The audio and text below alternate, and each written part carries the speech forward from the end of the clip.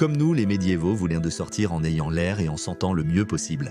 Pour les femmes en particulier, le toilettage n'était pas seulement une façon de créer l'illusion de la beauté, c'était aussi un moyen de montrer leur statut social, car plus le rang et la richesse étaient élevés, plus les gens avaient accès à des cosmétiques coûteux fabriqués avec des ingrédients rares. Retournons au Moyen-Âge pour examiner le toilettage masculin et féminin et découvrir comment les gens utilisaient les ressources disponibles pour créer des produits de beauté qui inspirent et influencent encore aujourd'hui les fabricants de cosmétiques. Bienvenue à la folie médiévale. Les gens magnifiques. Galène, médecin, chirurgien et philosophe romain et grec, était très populaire au Moyen-Âge, considéré comme l'un des plus grands chercheurs médicaux de l'Antiquité. Son influence se faisait sentir partout, en anatomie, neurologie, logique, physiologie et surtout pour cette vidéo, en pharmacologie. Il était si influent que certains de ses traitements, tels que la saignée, ont continué jusqu'au XIXe siècle. Galène était très mécontent du croisement entre les traitements médicaux et les cosmétiques, déclarant, je cite, « L'objectif de la partie cosmétique de la médecine est de produire une amélioration de la beauté, tandis que l'objectif de la partie décorative est de préserver tout ce qui est naturel dans le corps, qui est naturellement accompagné de beauté. » L'apparence de la tête souffrant d'alopécie est laide, tout comme celle des yeux, lorsque les cils et les poils des sourcils tombent. Et ces poils contribuent non seulement à la beauté, mais bien plus encore à la santé de la partie. Mais rendre la couleur du visage plus blanche à l'aide de médicaments, ou plus rouge, ou les cheveux de la tête bouclés, ou jaunes, ou noirs, ou les rendre beaucoup plus longs comme le font les femmes. Et les opérations de ce type relèvent de la dépravation des cosmétiques et non de l'art de la guérison. Galène a admis que parfois, un médecin devait obligatoirement fournir des traitements cosmétiques lorsqu'il s'occupait de la royauté. Il avait même certaines de ses propres recettes pour soigner la calvitie et colorer les cheveux pour ses mécènes royaux. Tous les jolis visages cosmétiques pendant le Moyen-Âge, les cosmétiques étaient fabriqués à partir d'ingrédients indigènes comme la cire d'abeille, le miel et les huiles végétales. Les femmes créaient des eaux nettoyantes en infusant des herbes et des fleurs et des parfums en mélangeant diverses huiles essentielles. De nombreuses baies en préparation étaient faites maison, mais les riches pouvaient les acheter chez un apothicaire. Le Trotula, un ensemble de textes médiévaux italiens du XIIe siècle sur la médecine des femmes, mêle habilement médecine et quête de beauté. Il contient plusieurs recettes de maquillage et divers remèdes pour les maux qui pourraient survenir chez une femme dans la vie quotidienne, comme les fissures sur les lèvres causées par, je cite, « les étreintes excessives de leurs amants et leurs baisers avec leurs lèvres qui se frottent entre elles. Nous traitons ces femmes avec un onguent de plantain ou de lys. » De même, il y a d'autres femmes qui souffrent de fissures causées par l'air et le vent et des causes similaires. Pour celles-ci, nous enduisons alors les lèvres de miel et saupoudrons de pois grec en poudre. Avant d'éliminer les rides des vieilles femmes ridées, la Trotula recommande l'utilisation de citations, l'iris puant, qui est réjoui, et en extraire le jus, et avec ce jus enduire le visage le soir. Le matin, la peau se soulèvera et éclatera, rupture traitée avec l'onguent mentionné précédemment contenant de la racine de lys.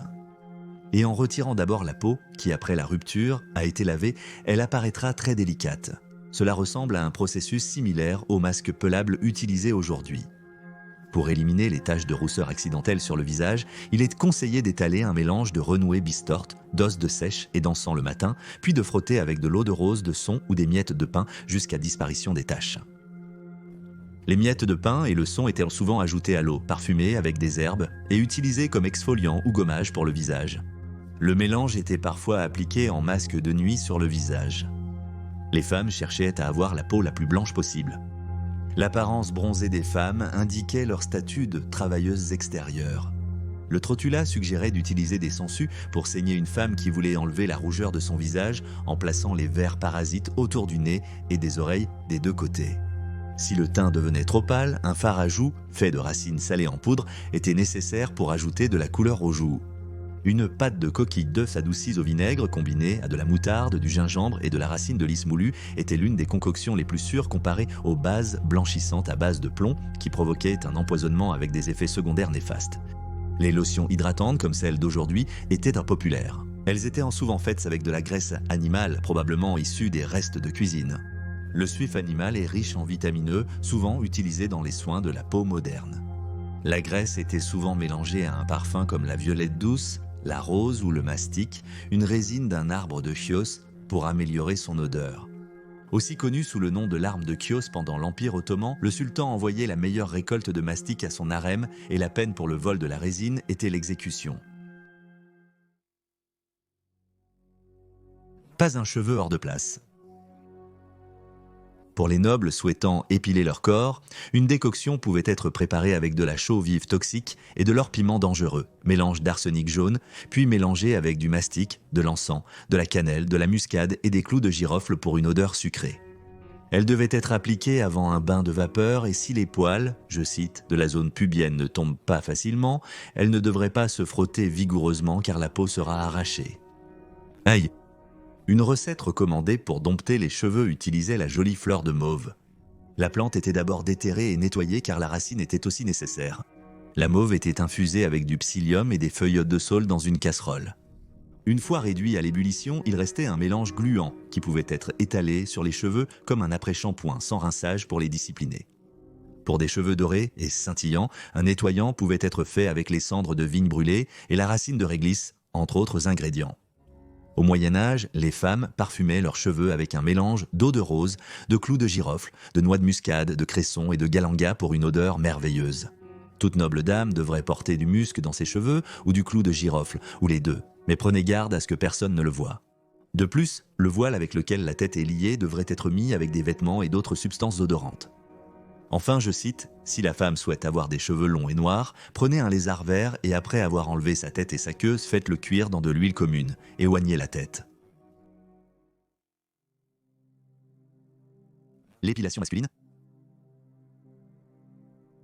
Pas seulement les femmes médiévales cherchaient à s'embellir, les hommes étaient également heureux d'utiliser tous les moyens possibles pour améliorer leur apparence, surtout lorsqu'il s'agissait de repousser la vieillesse. Ils payaient pour se faire laver les cheveux et étaient friands de traitements pour prévenir la calvitie et de colorants qui pouvaient couvrir les cheveux gris pour paraître plus jeunes et vigoureux et attirer les femmes. Cependant, de nombreuses activités censées améliorer l'apparence masculine étaient aussi considérées comme efféminantes et les hommes y participant étaient moqués. Une histoire du XIVe siècle sur Amadeus VII, le comte rouge de Savoie, a été utilisée comme un avertissement sur la mort par vanité. En 1391, Amadeus a utilisé une pommade pour épaissir ses cheveux qui se clairsemaient. Il est mort très jeune, même pour le Moyen-Âge, à l'âge de seulement 31 ans. Son médecin a été accusé de l'avoir empoisonné. On a dit que c'était à la demande de sa mère, Bonne de Bourbon, parce qu'il avait laissé la tutelle de son fils et héritier à elle. Cette histoire visait probablement à mettre en garde contre la vanité et l'orgueil, un péché capital. Même dans les premières sépultures anglo-saxonnes, une tombe typique d'un homme contenait un kit de toilettage composé d'une paire de ciseaux métalliques, d'un couteau et d'un rasoir en fer. Certains comprenaient même une pince à épiler. Alcuin de York, érudit, clerc et enseignant anglais du 8e siècle, se jugeait plus que qualifié pour porter un jugement sur les Anglais vivant à York à l'ère viking. Il était très critique envers la tendance des anglo-saxons à imiter les coiffures et les poils du visage de leurs conquérants scandinaves.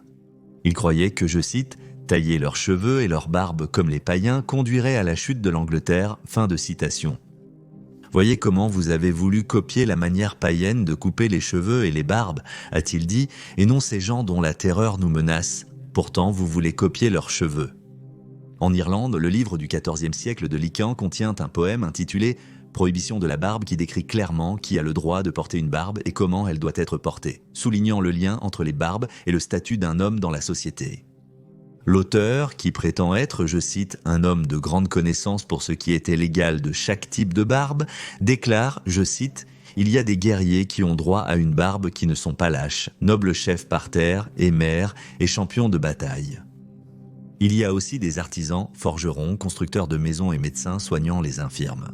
En raison de leur fatigue, ils rasent chaque mois la barbe sur leur visage. Le monarque régnant définissait souvent la tendance des coiffures masculines.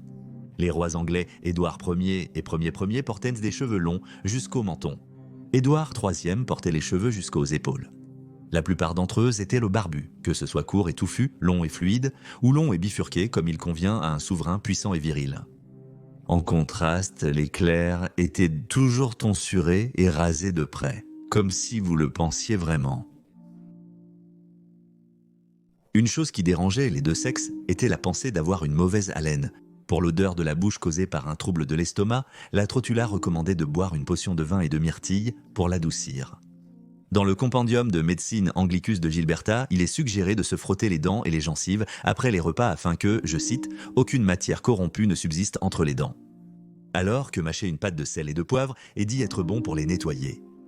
Pour les dents noires et mal colorées, la trotula a une solution qui utilise des noix. Ils doivent être frottés sur les dents 3 fois par jour. Selon les médecins de Midfaille, le brossage énergique des dents avec l'herbe Elekampen donne d'excellents résultats. Ou faire de petites boules de feuilles de sauge cuites et en poudre et les frotter sur les dents les rendra propres, blanches et douces. Ironiquement, certains voyèrent le maquillage comme l'outil idéal pour escroquer. Ambroise Paré, barbier chirurgien français et père de la pathologie médico-légale, a raconté l'histoire d'un mendiant pris en train de tromper le frère de Prairie. Il a dit, je cite, « Le mendiant était assis devant une église. Son visage était couvert de grosses pustules faites d'une certaine colle forte et peintes d'une manière rougeâtre livide qui se rapprochait de la couleur des lépreux. Et il était très hideux à voir, ainsi par compassion tout le monde lui donnait l'aumône. » L'astucieux imposteur resserra de sous sa cape un chiffon qu'il avait enroulé autour de son cou, de manière à faire monter le sang à son visage. Après avoir retiré le chiffon, le chirurgien lui a lavé le visage à l'eau chaude, ce qui a fait détacher toutes ses pustules et tomber. Le mendiant a avoué qu'il savait contrefaire plusieurs maladies et qu'il n'avait jamais trouvé plus de profit que lorsqu'il contrefaisait les lépreux. Il ne s'agissait donc pas seulement d'hommes essayant de paraître plus jeunes ou de femmes essayant de se rendre plus attirantes avec des soins de la peau, des épilations du bikini, des teintures pour cheveux, des blanchiments de dents, des bains de bouche, du maquillage et de la toilette masculine. Quand il s'agit de bien paraître et sentir bon, nous avons vraiment beaucoup en commun avec nos ancêtres médiévaux. Merci d'avoir regardé cet épisode de Folie médiévale. Abonnez-vous si vous aimez ces vidéos. On se retrouve la semaine prochaine pour un nouvel épisode. D'ici là, j'espère que tout le monde passera une semaine fantastique. À la vôtre.